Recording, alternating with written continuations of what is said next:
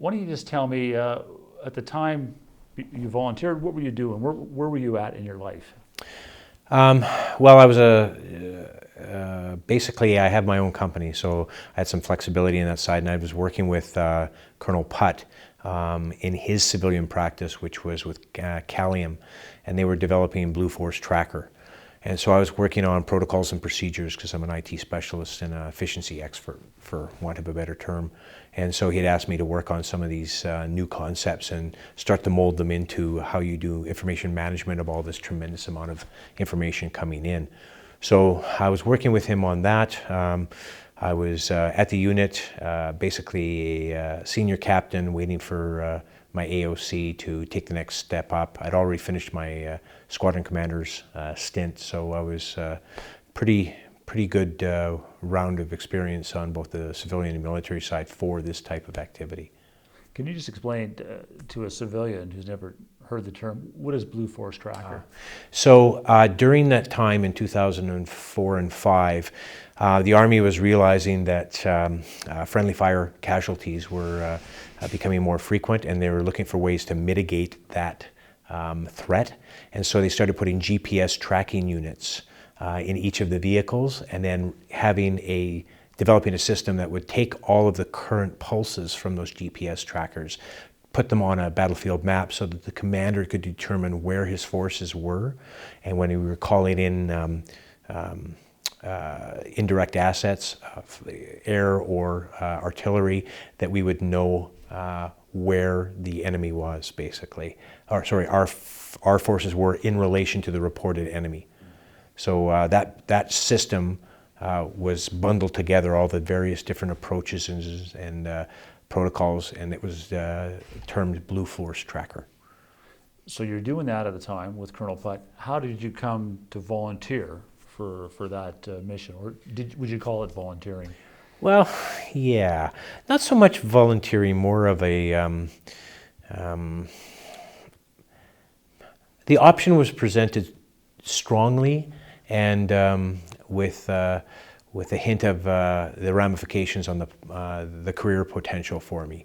So it was obvious that if I go implement Blue Force Tracker, the electronic digital command post, etc., this was the next logical extension of my career as an armored officer. And Colonel Putt has a way of, or had a way of, convincing you that it was your idea. And so by the end of all this work, I was fully on board, and then the challenge came, how was I going to pull this off? Because I'm self-employed. I had contracts in place during that time, and I had to figure out how the heck I was actually going to pull that off. So yeah, volunteered, sort of, I think, but definitely the best thing I ever did in my life. How difficult was it to make it work from a civilian work perspective? Yeah, it was a real problem for me. I had significant financial responsibilities to break contracts.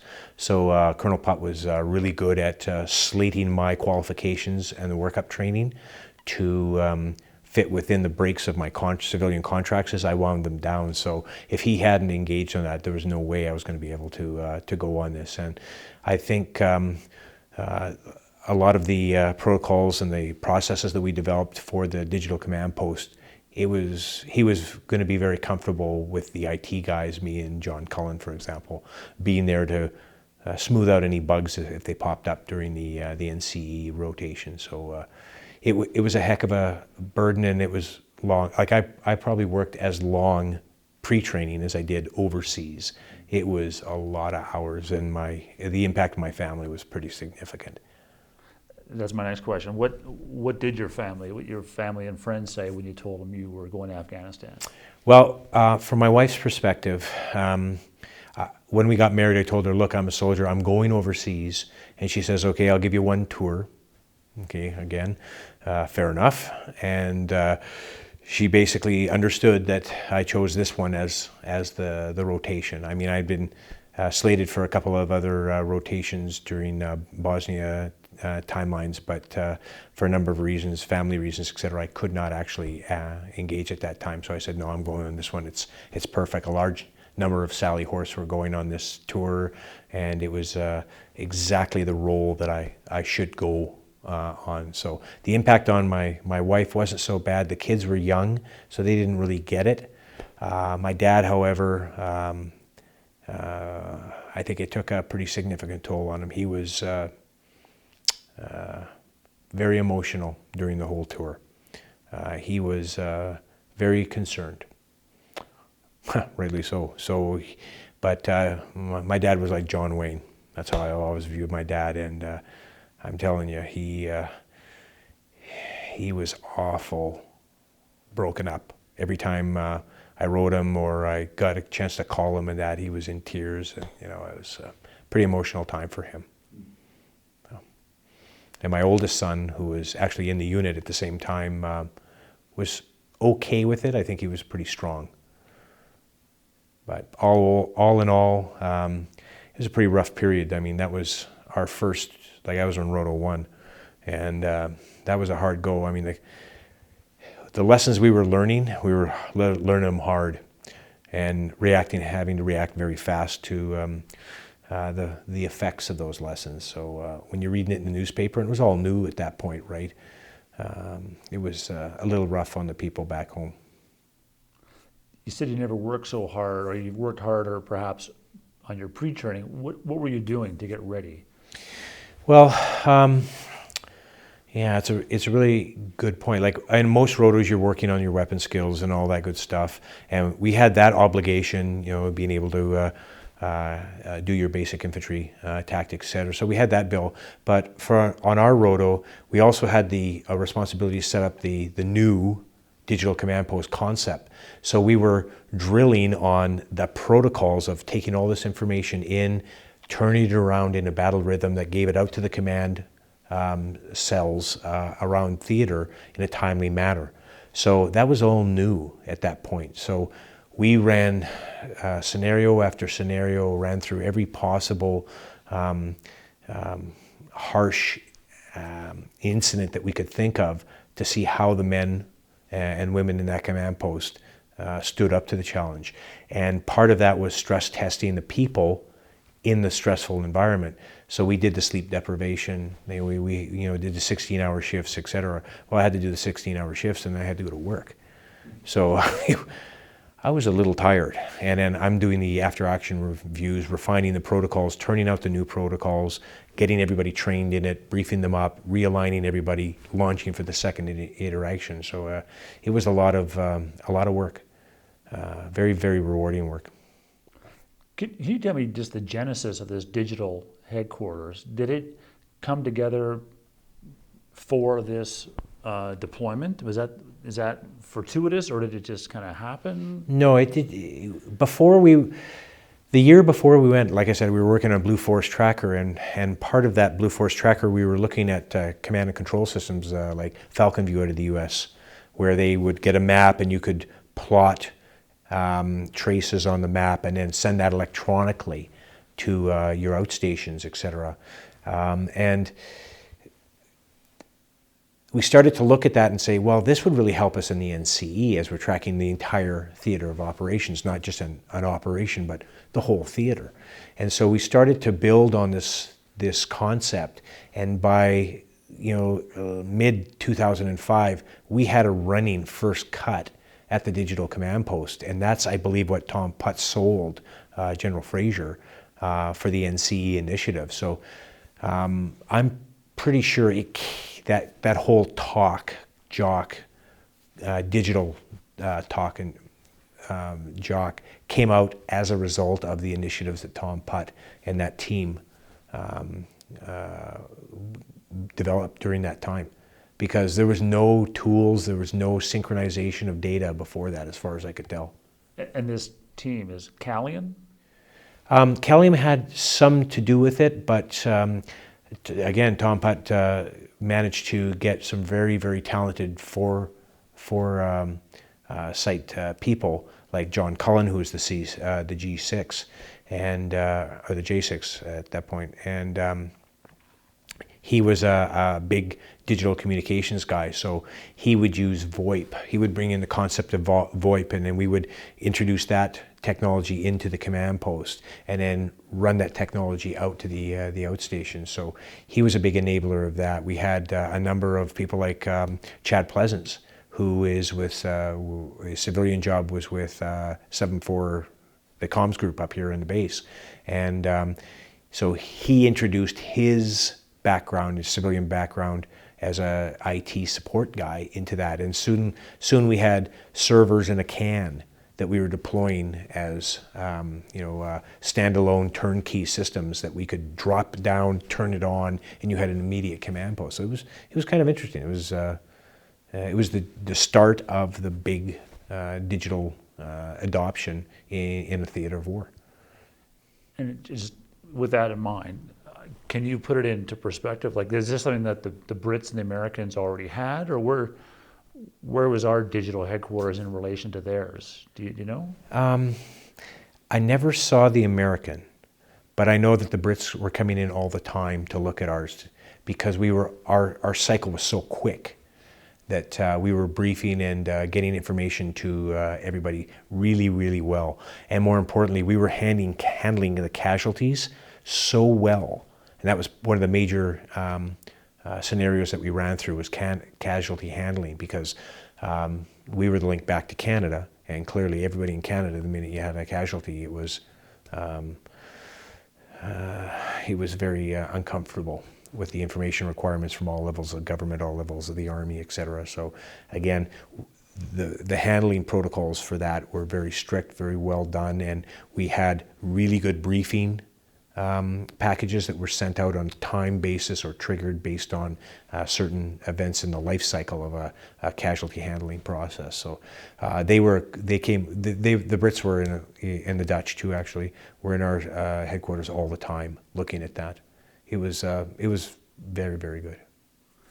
So based on your workup training and what you know, what are you expecting to encounter? What are you expecting it to be like when you get overseas, before you get there? It's a really good question, because I really didn't know what to expect. I was an armored officer, and so the combination of being an armored officer and an IT guy in civilian practice was a pretty good combo to have going on Roto 1. I was very familiar with the Canadian Army convoy escort protocols, but those protocols and procedures were at a large, like we were convoy escorting a service battalion or something to that effect. And we were reviewing a lot of the lessons learned from Afghanistan with the Soviets and how their convoys failed. And so our convoys were a lot smaller and more response-oriented to a threat. So we did a lot of drills with the newly developed gunfighter program. So the MPs and the assaulters would be training our armored crews on the gunfighter program, how to fight from around a vehicle instead of fighting from the vehicle, which was one of the lessons from the Soviets that we found didn't work real well. So I was expecting that I would set up the command post, and then I would go to each of the talks and introduce our integration for communications and that with them, and then I would be on call to respond to changes as they were needed. Not exactly what happened. We were very, very successful in introducing the digital command post in the first 2 or 3 weeks. And therefore, Colonel Putt said, no, we're going to have our own convoy. We'll run our own convoy or join on with an NSE convoy, and we'll go out to every station where there's a Canadian soldier and basically do a touch point as the NCE. So the job changed from the digital command post to running convoys around theater. And so it was very obvious to me, and my recommendation was to Tom Putt, that the convoys were inherently dangerous. Kabul is a fine example.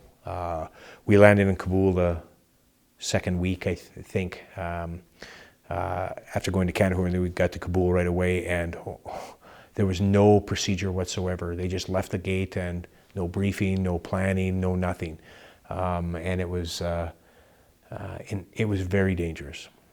And so we slapped down new rules, new procedures. We went out and we trained. I trained every crewman that was in Kabul, that rotated through Kabul. I developed a training package so that we would have a very set, disciplined approach to convoy planning, convoy execution, AAR, and then route inspection. So when they weren't doing convoys, they were doing route recce's. And so we really tightened that up. Like they even had constant equipment. They never had grenades. They never had M72s. They weren't in the same spots in the vehicles, right? There was no colored smoke. The British base had no communications with our convoys, like just basic stuff on a convoy. And they were not armored crewmen up there, and we changed that huge, and it was probably the most important thing I did. It's one of the reasons I got asked to stay for the next roto. Was the incoming commander, who's now the div commander, asked me to stay to train his crews coming in and escort the VIPs that were coming from Canada during the transition period. So I didn't expect to do that, but it was probably the best thing I ever did over there. I just want to go back just a little bit, sort of before you hit the ground. What were you hoping for personally from this tour? What did you hope it would be like for you personally? What that you would get out of it? Well, it sounds dumb, but I wanted to validate that, the 20 years I had put into the Army so far, actually I knew what I was doing. So it was a validation. Like in pre-training, we did the workup training, etc. But it's a lot different when it's real. You can train all you want, but the first time the bullets fly and how you react, I wanted to know if everything that I'd been taught and everything I'd drilled and everything I had absorbed up to that point, I could actually do for real. And so I was looking for validation, honestly. I wanted to know that I could do it, and it was very important to me that after all the years that I'd spent in the Army, that I knew myself that I could do it.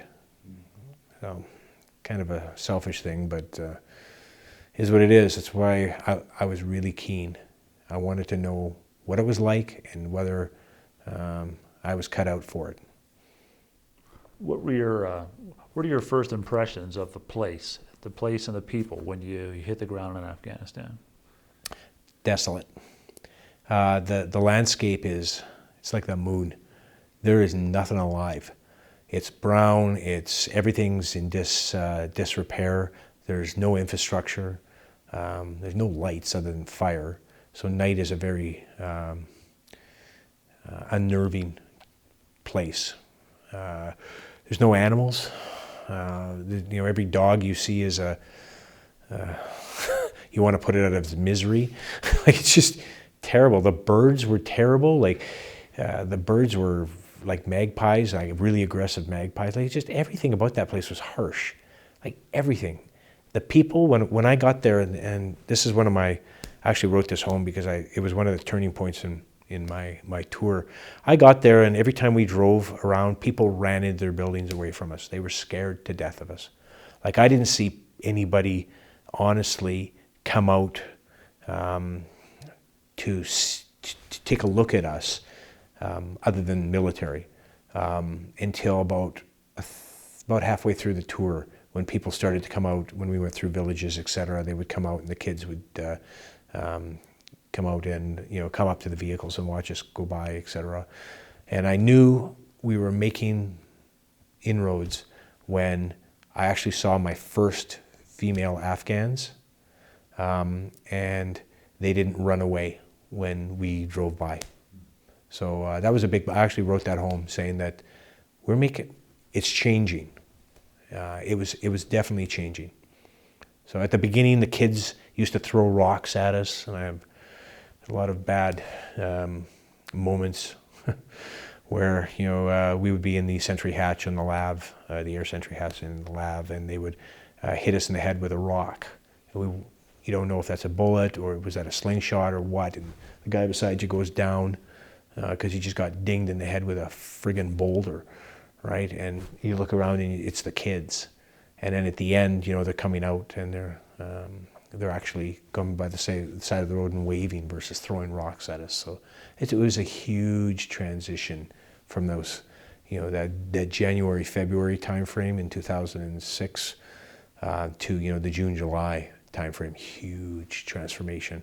And the impact on the soldiers was like night and day.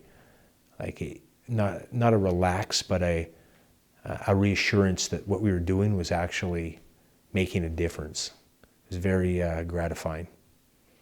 What was it like, because you went over as a father, you had your own children, although they were a bit older, obviously, as you said. But what's that like when you see the condition of the children or the actions of the children in a country like Afghanistan? Yeah, so it never really bothered me, the effects of war that had to be projected on some of the adults. So if Buddy picked up a gun, or Buddy was riding a vehicle full of explosives, I didn't shed a lot of tears if he never made it home. But what shook me up all the time was to see the effects of the war on the children, and to see how they were acting around us. And I'll give you a couple examples. In Kabul, I used to run training convoys for the crews. So everybody who came in, we trained them. And we would go into the central markets, et cetera, to make sure that they were comfortable with moving around kids and families, et cetera. And when we would stop, the kids would come up and you would see the scars on their face from the effects of war. A lot of burns, a lot of missing fingers, et cetera, so they were picking up explosives and they went off. Or, just terrible, and missing limbs in that, and so invalid children, like just heartbreaking, and very hard on the soldiers to see that. We'd go out with the Afghan army with General Fraser, and we'd be on the rifle range. So we'd be shooting and watching the Afghans shoot, and every time there was a pause, out of nowhere, this wave of children would come on to the range to pick up the brass, and and the Afghans sometimes stopped firing, sometimes didn't, and just General Fraser losing his mind, screaming, "Stop, stop, stop!" And to risk the life of the children for a couple of pounds of brass. So again, after that, we invoked procedures that says no. We will distribute the brass to the kids off to the side after, just to keep them away. Like, it was just like, I could not imagine going home, after having accidentally being in a situation where part of an incident where a child gets shot for a pound of brass, and I'm looking at my kids and trying to explain to them, that is just, so yeah, it was a little harsh, and we took very, very quick reaction to those type of activities to stop it fast. But it was heartbreaking on the kids. The adults, not so much, but boy, the kids just tear you apart. What was your actual job title at the time you were over there? I think it was the staff officer to the deputy commander of NCE. I think that's what my job was officially. So you're working super close to Colonel Putt at the time. What were you doing when you weren't working on the convoy training packages? What else were you doing for your job? So I looked at the information gaps that we had, and a lot of it was, as I mentioned, Captain Pleasance from the Sally Horse was working in the ASIC at the time. And so we started talking, and he said, well, one of the things they're having problems with is linking the bad guys to each other with the limited information they had. So I started developing a program that took in cell phone that were captured, taking all the numbers of the cell phones, and then creating a web linking matrix for all of the numbers to say who had whose number. So when you start seeing numbers popping up multiple places, then we could start to link people to people via their phone systems. So things like that. As soon as I found an area where they could use IT skills or they could use analysis or data harvesting techniques. I launched on that and did that. So there was never a dull moment over there. I mean, as you're talking, you're describing that, I'm thinking of the TV show The Wire. Did you ever watch that? No, sorry. Okay. But yeah, it's sort of like managing cell phones, tracking who's calling to. I mean, it sounds, even to me who's not an IT guy, it sounds kind of exciting that you're developing this stuff on the fly and you're seeing the results. Was it that way? And that's why you're completely motivated to keep going. Keep going. We're making a difference, right? Every time we got an aha moment, it was bigger than just one person. Like, it had ramifications. So stuff like that was really good. And the Brits, a lot of the Brit MPs who came in, kept asking us, "Hey, can you look at this?" And we would take their data and we would look at it and present it back to them. It was good. Like it was eye-opening on how many skills are needed to actually do a really good job. I mean, you could sit back and just do your job, or you could be the Canadian soldier, and they were really good at it, and just use all those skills that you've got to build the bigger, better tour. So, what was it like, the mix of regs and reserves on this tour in the headquarters that you were in specifically? In my headquarters in the NCE, there was no animosity whatsoever. It was a good mix. Like, we had probably over, well, it could be half reserves in the headquarters, and in the senior roles too. So it's because of the expertise that we brought from the civilian community into the headquarters.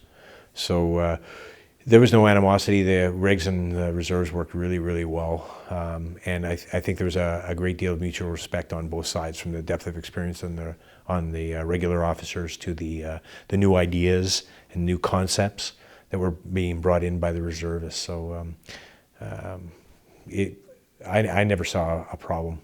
The only problem I ever saw was out of trade issues. Like, I'm an armored officer, and the biggest problems I had in the reserve side were non-armored guys thinking they were armored guys. And that led to some really bad practices that we had to crush. Like, first, I'll give you a good example. We had to go to war on this one, mind the pun. The communications guys, for some reason, thought that speed equaled safety. So you would never get blown up, you'd never get shot, etc. And that's just fundamentally wrong. You know, domination of the ground, ownership of the vital points, that's how you reduce your risk, not by speed. In fact, speed is a factor to be varied in a convoy, to fool and introduce doubt. And they would just say, no, you know, our best time from Camp Nathan Smith to here is 6 minutes. Can you beat that? And well, I would rather do it, you know, with planning and taking into account the considerations of the day versus this ridiculous speed thing. And I fought that one all the time with the non-trade guys. But Reg Reserve, I didn't have a problem at all. And well, didn't hurt that I had, you know, I was speaking for Colonel Putt every time I opened my mouth with those guys. So maybe I had a slightly more preferential position to speak from, but I never had a problem. What about signs of stress within the headquarters due to the workload, due to the casualties that the battle group is taking? How did that roll out or develop over the course of the summer, for example? Yeah, so one of the things I noticed right off was people react to stress differently in a combat situation, and it was not like, oh, you know, you're working a lot and you're under stress. This was these guys working a lot and having to hit the bunkers 3 times a day. Like, we were rocketed, I think the record was 36 at 39 days in the headquarters, right? And there were people that just could not take the uncertainty, and they literally were coming apart. They weren't sleeping, etc. Then it began to affect their day job. They couldn't focus. And yeah, there was some very obvious people, or there were some very obvious signs on people that people started to look for, and then there was some decompression that had to go on. And that was the other thing. There was no decompression in Kandahar. In '06, we were the first in. We were trying to find a place to send people, but to get them out for a 96-hour or a 48-hour, well, it's 2 days to get out of theater. So just to get a flight to Camp Mirage, it was, a full day activity. So, so you fly out for a day, like, no, not going to happen. So these guys went with no 96-hour leaves and nothing. And it's not like at that time there was anything to do on the base other than dodge the rockets. So even a day off on the base was not a day off. So you still had to wear your full PPE, and you're carrying your weapon, and the alarms are the alarms. So it was a really difficult time. So people worked. That was what most people did to get away from the effects. Is they just kept working until they couldn't work, and then they went home and slept and got up and just went at it again. It's a lot of work. How often were you getting outside the wire as part of your job in Kandahar? Well, for me personally, or the guy, the reserves in the headquarters? No, you personally. Like, what was that? How often did you get out, and what impressions did it make on you? Yeah, I was very lucky. I was out, virtually every week. I can't think of a week that I actually didn't get out. And for a number of different reasons, right? So I was either doing convoys, or I was going to escort Colonel Putt to an event, like a meeting in Camp Mirage, or going up to the presidential palace in Kabul, or something like that. We would go up to Kabul and meet the Brits or whatever. So I was very lucky that way, and it had I lived for that. I mean, it was the coolest part of the job, and getting to plan the convoy, getting to plan all the assaulters and the assets to get the package from Colonel Potter or whoever from A to B safely. So I had a very good tour, and I very much liked the fact that I got out so much. But there were guys who never left the camp. 6 months, 9 months inside the wire, just went home for leave and then came back. Like, eek. That had to apply some additional stress on them. So, speaking of leave, when you finally had the opportunity to go on leave, where did you go, and what was that like? Well, so like I said, I had 2 small kids and 1 much older kid. So I was going to come back to Edmonton and see my family here and spend some time here with them. Unfortunately, the regiment announced the appointment of our Colonel-in-Chief, Her Royal Highness Sophie, Countess of Wessex, and she was going to be in Banff exactly during our leave. So my leave was escorting Colonel Putt. Yeah. So I think I got 5 days or 4 days with the family and such. And of course, he was briefing, when he came back, he was briefing as many people as he could back here to get them to understand what was going on over there. So there was a lot of that briefing time versus family time, but enough. I got enough that the wife didn't throw me out, so it's probably okay. And what was it like for you after that brief hiatus to go back into the cauldron of that summer? Yeah, so that's a good question. So Afghanistan changes everybody. I don't care who you are. You're different. You don't look at things the same way. Yeah, you look at people with a threat assessment. Like my wife actually prevented me from driving after the first day because I would dominate the road. And she was horrified, and I never even realized it. And I came to grips with the fact that I could not drive on the city streets. I was so uncomfortable. There were so many threats, people too close. I needed a break, so I just stayed at home for the days. And when I did have to go out, she would drive me because I was a menace to the citizens of Edmonton. But yeah, it has a profound effect. Like, you can't sleep through the night. Any noise you hear, very unsettling. People coming up behind you. Like, I still can't even sit in a restaurant with my back to the door. I just find it's just an uncomfortable thing that I don't think I'll ever get over. When we would go outside the wire and people would walk behind you, like, my job was always to be watching the colonel's back, weapon ready, and I was always circling, always moving, making sure that nobody moved behind him. We were there during the incident with Trevor Green, Captain Green, and actually I did the SIR for that, and boy, I learned a lot of lessons on that one, doing the SIR, and I adopted those lessons learned very quick when I got VIPs out, and making sure that our assaulters were briefed on what to watch and how we were going to set up, etc. So unfortunately, when you come home, it's the same thing. You're looking and everything's a threat, and it's just very unsettling. Never slept probably more than about 4 hours at a time. And the window's open, you hear a car come down the back alley and you are up. And so, yeah, it's a little emotional time, disjointed. What you just described, is this when you came home in your HLTA? Yeah. Okay. So you go back there after HLTA. Is there a day, an incident that stands out for you as particularly memorable to this day?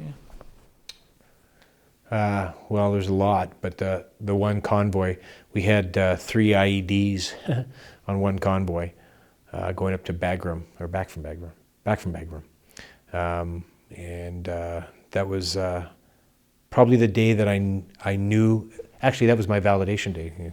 Go back to my first thing, that everything we had done right. So again, when we went to Bagram from Kandahar, Kabul to Bagram and back, and we went out there, and part of the briefing was varying the speed, etc., so that any of the markers they have gauging speed, we would set them off so that if they did let off anything, we wouldn't be where they expected us to be.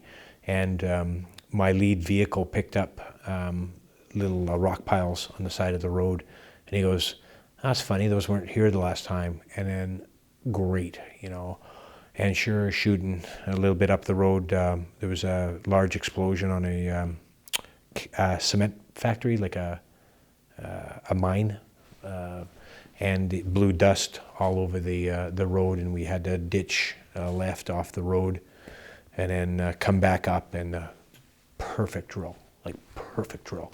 The order was ditch left. They went into the ditch. They came straight through into the ditch, and then resumed the road. We took the road again and carried on. We spotted down the road a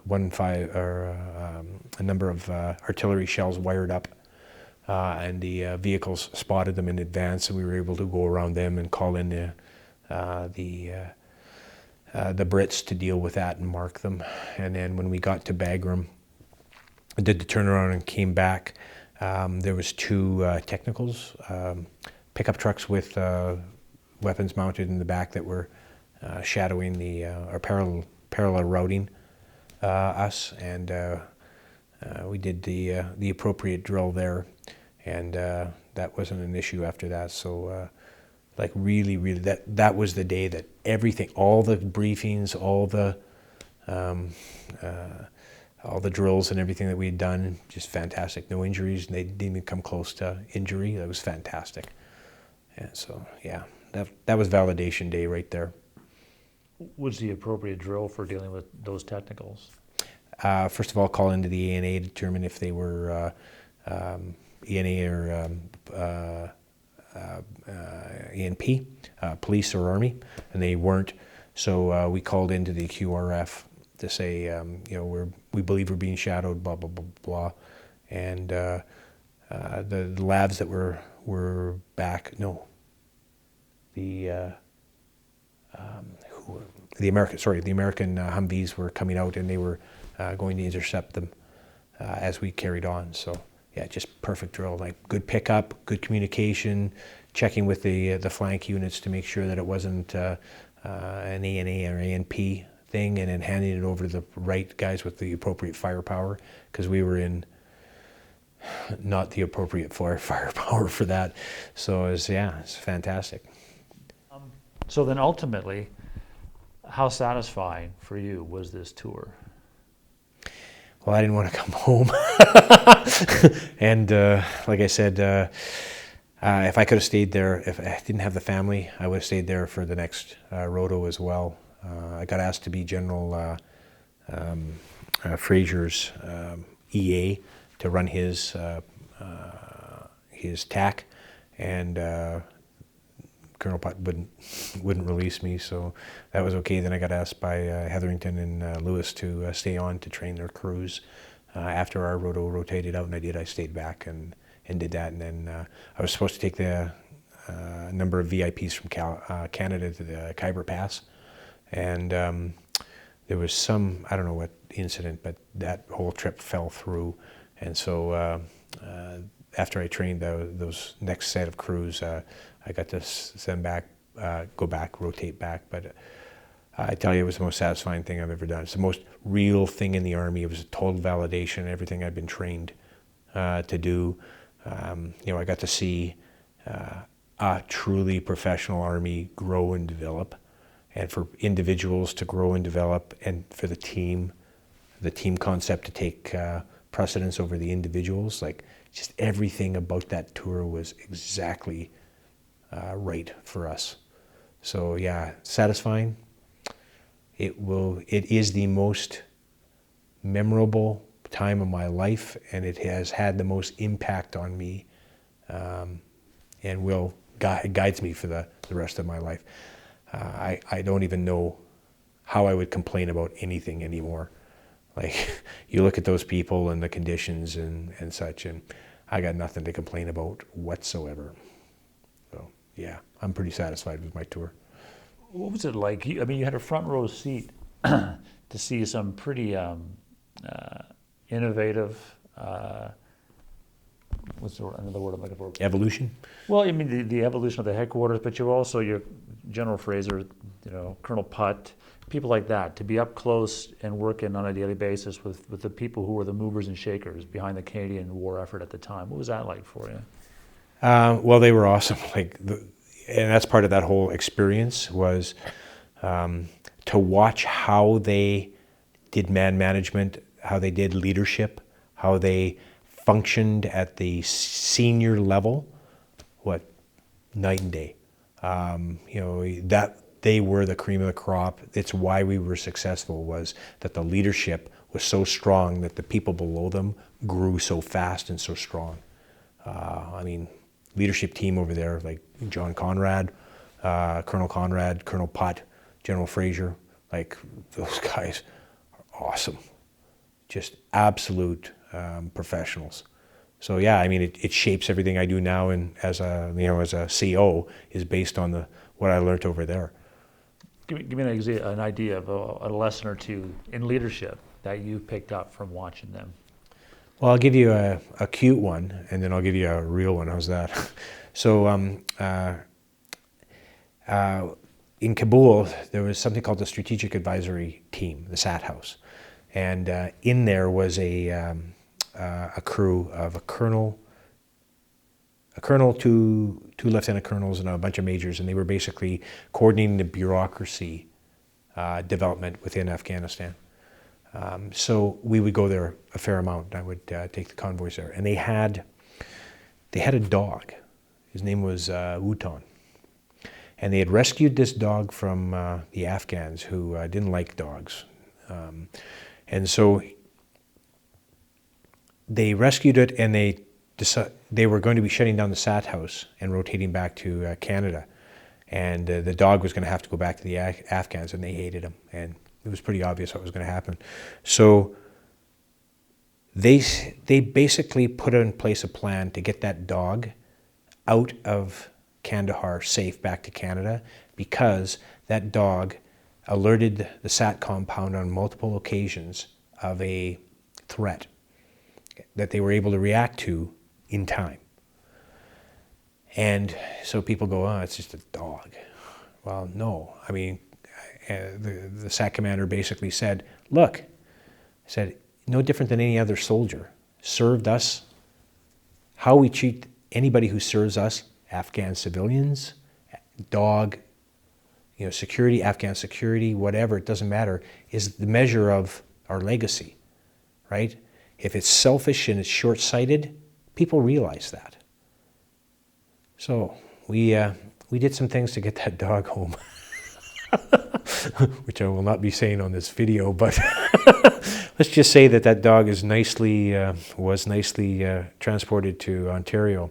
But that lesson is a powerful message from a colonel in a war zone, that he's that committed. So it's that initiative. And Colonel Pat at the time, right, is another good example of that.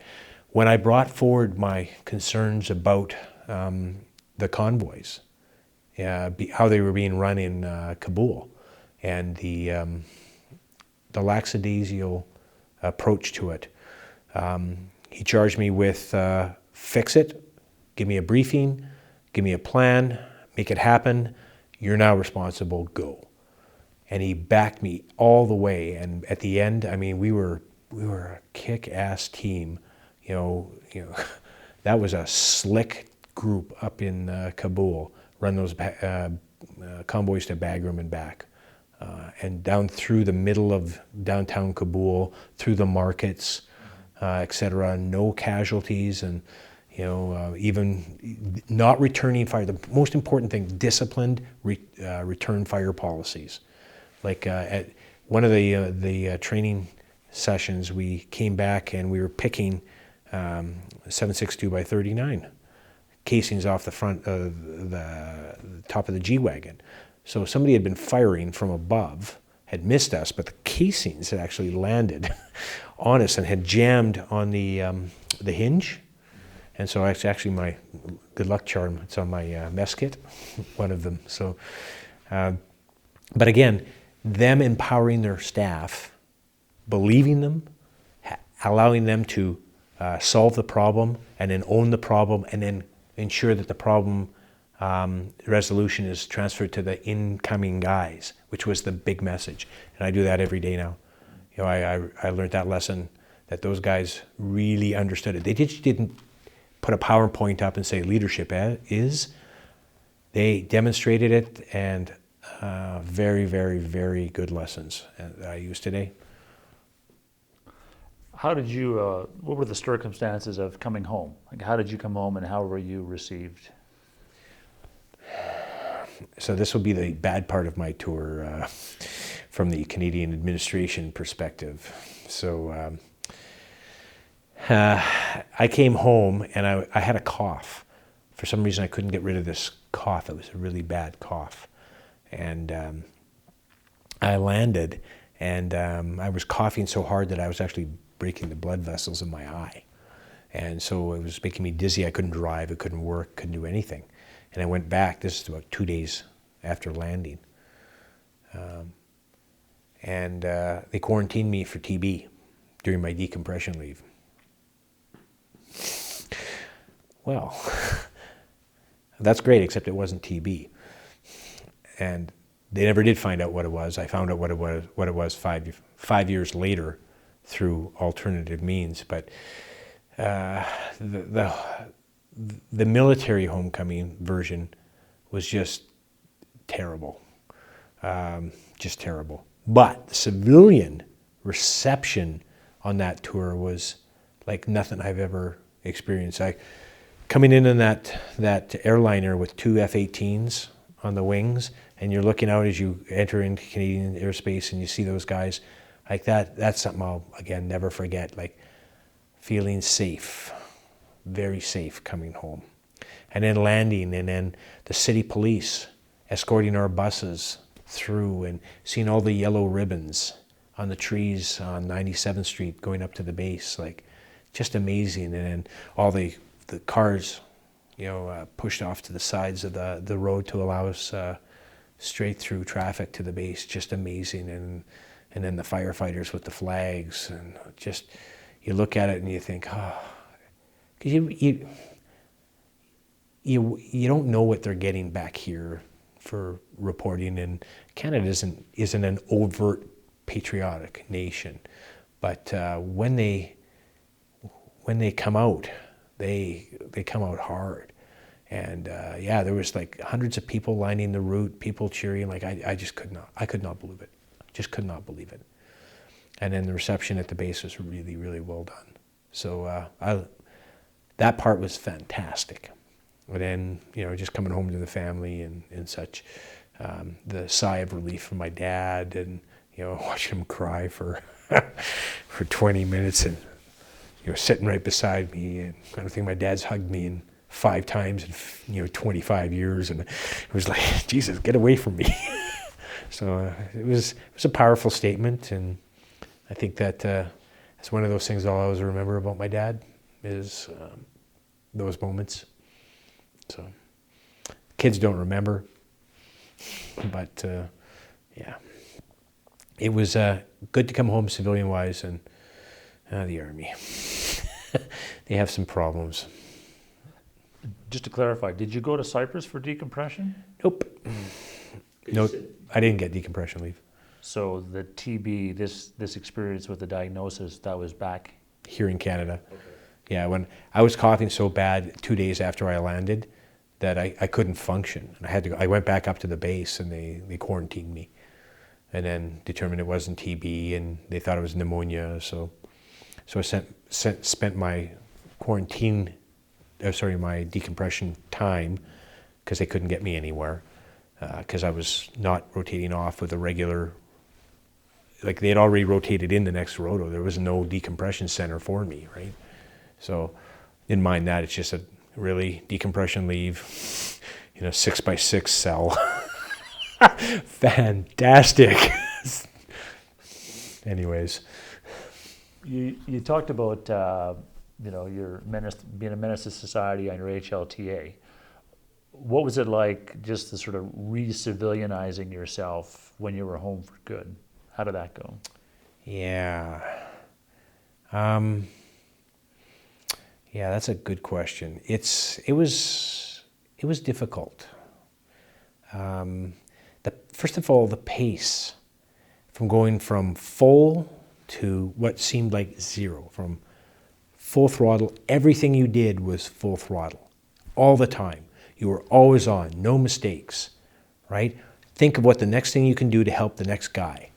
That mentality, go, go, go, to, so what are we going to do today? Wow. I guess that's what the decompression is for. But I didn't know what to do. And I think that was probably hardest on my family during that time, because I would be up at 2 a.m. thinking, well, I should be doing something. So I'd go mow the lawn or something. Like, my neighbor's not so thrilled with me. But it's just that sort of thing is just not, I didn't plan it well. I didn't understand it until a couple of weeks in. And then I started to relax a little, but just really, really, really jumpy. So I went to Disneyland. It's my famous, what an idiot story. But went to Disneyland and took my family there. So I thought, oh, we'll decompress. And sure as heck, I walk out of there, and who do I meet at the front gate of Disneyland except the Provost Marshal from my tour? Like, what are the odds? But okay, fine. Go back to the hotel. We're sitting there by the pool, and the fireworks starts. Well, yes, the last fireworks I had was the RPGs slamming into the HESCO bunkers, right? So that was an uncomfortable time too. So that whole transition, loud noises, car honks, etc., people shouting, it was unsettling, and just not an easy thing to slide into for me. I don't know how other guys did it, but I'm not a big drinker, so I never, resided or moved to that. But I'm telling you, it was months and months and months and months before I could sleep a full night or have the windows open. And I haven't gone camping since, 11 years I haven't gone camping. Because I don't think I could do that, quite frankly. It's just not there yet. 11 years. But so integration back into civilian society takes time. And with the reserves, it's probably a little easier because we get away from the 24/7 military. Yeah. I think I'm okay though. So when you look at the whole experience, how do you think in general it's changed or shaped you as a person and as a soldier? You talked a bit about it already, but how would you summarize those two? Well, in the summarize, it's fundamentally changed me. Like I said, I don't complain about anything anymore. And at work, when people are losing their mind because this report isn't created, I put it in perspective. Nobody's dying, nobody's shooting at us. How tough can this be, right? And so I'm actually chosen a lot in the civilian world because of the calm approach to problems, because I put them in perspective pretty easy. So summarize the change on me: a lot calmer. Don't flip out. Don't overreact. Put things in perspective. And my value system absolutely changed from there. Yeah, I would say that not a fundamentally different guy, but a fundamentally refined guy on how I view things and social events, people's attitudes, their rights and responsibilities, etc. So I'm less agreeable to suffering fools lightly now. But I am absolutely aligned with the Canadian value system, because I saw it stressed over there all the time, and our Army ethos is the right ethos. Reinforcing that with my soldiers in my unit, etc. now, our ethics lectures every year, I give them, and the RSM reinforces. And all of those lessons I learned overseas are part of that. I live them every day. It was a growth thing for me. I loved it. Fundamentally different, fundamentally refined guy from when I went over. And from an Army perspective, professional development, yeah, not a problem. I get it. I know what's important, what's not important, how to filter that out. And I think I'm a lot better at that now than I was before. So yeah, professional-wise, fantastic. Is there anything that we haven't talked about that you would like to say to finish on? Anything you haven't said? Well, I'm just sad we left when we did. We were in Cyprus for what, 35 years or something, 40 years, something like that. We were in Afghanistan how long? 12 years-ish, right? Really? Well, in one of those two, we were making a hell of a difference on people's lives. That would be Afghanistan. The other one, we were just an economic source for the local Greeks and Turks to, sell us wares. We should never have left there. We should have rotated for the next 3 or 4 years, 5 years, 10 more years, just to give those guys more of a chance. And from an Army's maturity perspective, the change in the Army in 2005 to now, huge. reaffirmation of the use of armor, right? Professional development, soldiers being soldiers again, real lessons being adopted, consequence of action. Like, I thought Afghanistan, from the Army's perspective, was probably the most important thing, we've done since the Second World War. I mean, it's just a huge, huge professional development for us. I'm sad we left when we did, because I think those people needed another 10 years or so to get really ingrained. But What, how concerned are you that those lessons you referred to are already starting to fade? Do you think they are? Yeah, they are. So yeah, it's a really good question. So yeah, all the lessons that we learned over there about having a ready to reinforce reserve, for example. So when the war started, the reserve system changed so that all of the units started getting all their IBTS up to date, getting their soldiers medically fit, medically checked out, physically fit, qualified on all their basic soldier skills, so that when we went to pre-training, they were ready to go, right? And now we had budget, so money was never a problem, time was not a problem, and commitment wasn't a problem. And after the war, the liability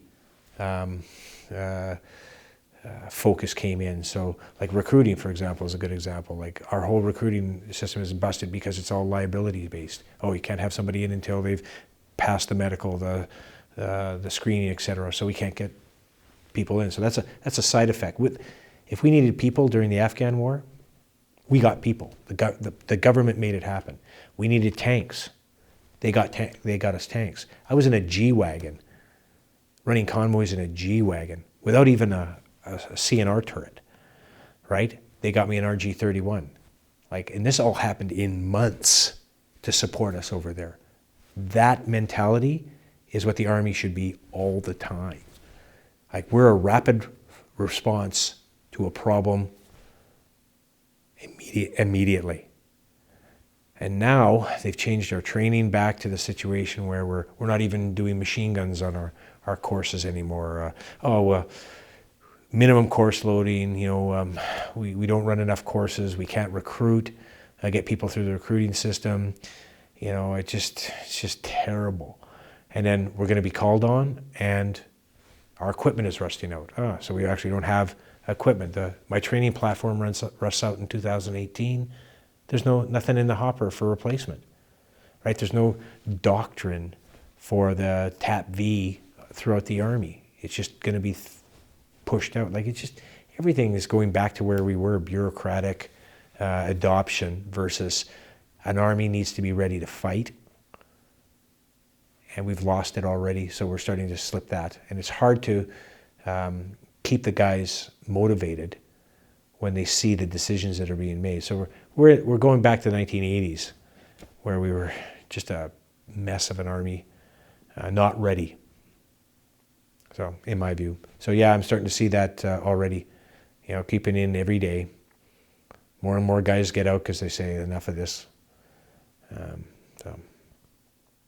And yet, to be fair to the 1980s, I mean, we had Cougars, we had Grizzlies, yeah. We had mortars, machine guns. Yeah, that's a fair enough system. I'm thinking less on the equipment and more on the people. What I think they did right in the 90s was they aligned the training systems, and that really helped us. So we took the same course as the regular Army, right? And then they took us off the same platform. So they had that whole thing working right, and then I don't train on the same platform as the unit I'm supposed to reinforce. Well, so I've got to re-qualify every one of my soldiers to deploy. Who thought that plan up? I plan for a living. I can tell you that's a bad plan. So, yeah, but it is what it is, and we'll see another event, and then somebody will say, "How did this happen?" And the guys will respond because they always do. That's what Canadian soldiers do.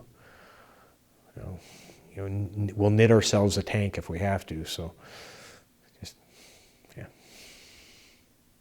That's great. Thanks very much. You're welcome.